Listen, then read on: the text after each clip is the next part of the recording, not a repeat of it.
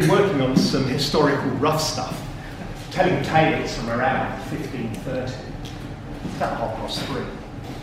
Our fabulo may ruffle some feathers, braying responses about how black may indeed be white, shining, illumined perhaps by the stars that are out, while the lights are out.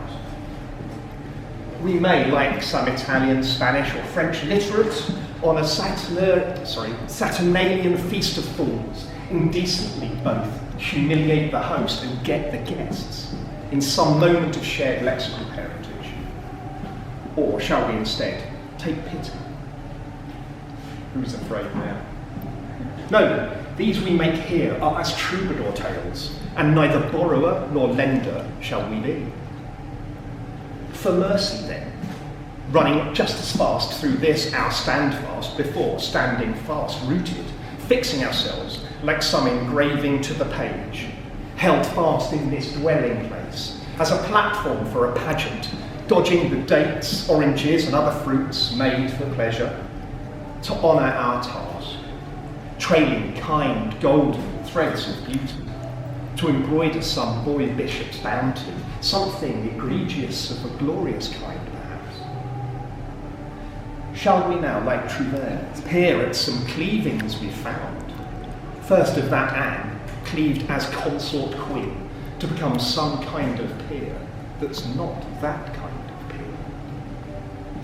Anne of Cleves came from Clave, not Cleveland. She never went there, as far as we know, and anyway, it's Cliffy, not Clay, as far as we know.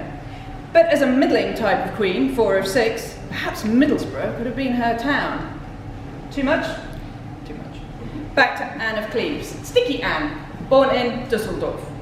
She held fast, outliving all the other dramatis personae, bar none, a feat not to be sneezed at. Her neck did not have the usual Tudor Salzburg star. The first thing we know about her is that she was originally betrothed to Francis of Lorraine, Duke of Bar. Religiously, she was hardly dyed in the wool. She was born Catholic, became a Protestant to marry Henry, switched back to Rome when Mary became queen. Thomas Cromwell, KC, oversaw the whole endeavour. Henry famously chose her from a painting. There's certainly no fastness in that likeness, if it was a likeness, not a peep of cleavage above that square-cut neckline. Is our call to all manner of cleaving a handicap of a helpful kind to provide some advantage, or is ours here of a kind to hold us back? Has sound judgment instead confounded our impotent chutzpah, feigning that kind of transparency that's rather more obvious than invisible? You can call me Mr. Cellophane. It's getting on, around 1536. That's coming up to 20 to 4. Time to indulge us some more.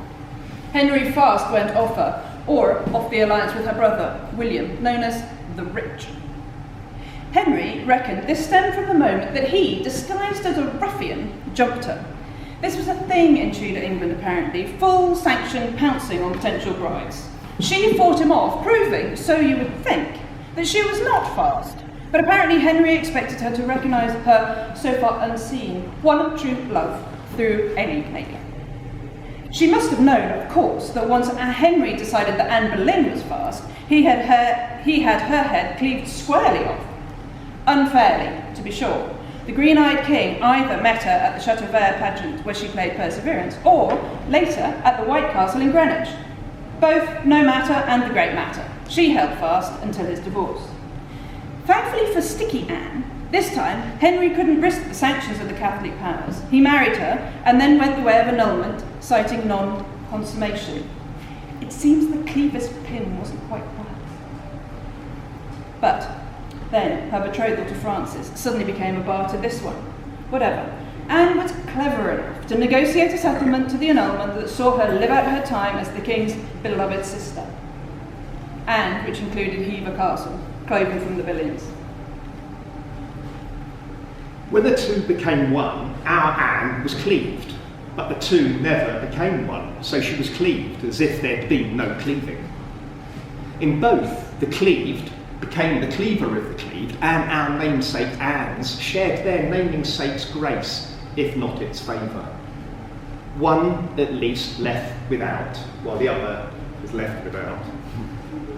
Apropos of nothing much, our habitual cleaver of a lord's lucky number was 7. Sticky Anne survived her swift marriage to Henry, but Cromwell was not so fortunate.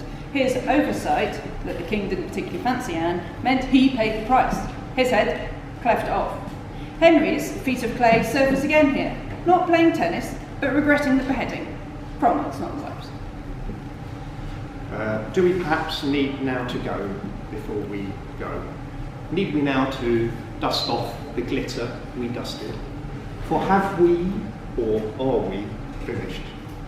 Have we flogged this all together so far? We need flogging. And when we've been and gone, and left, what's left? We shall take our leave, cleave to your comfort. Get along now and fare thee well, else we await 40 more years for something egregious of a more monstrous kind.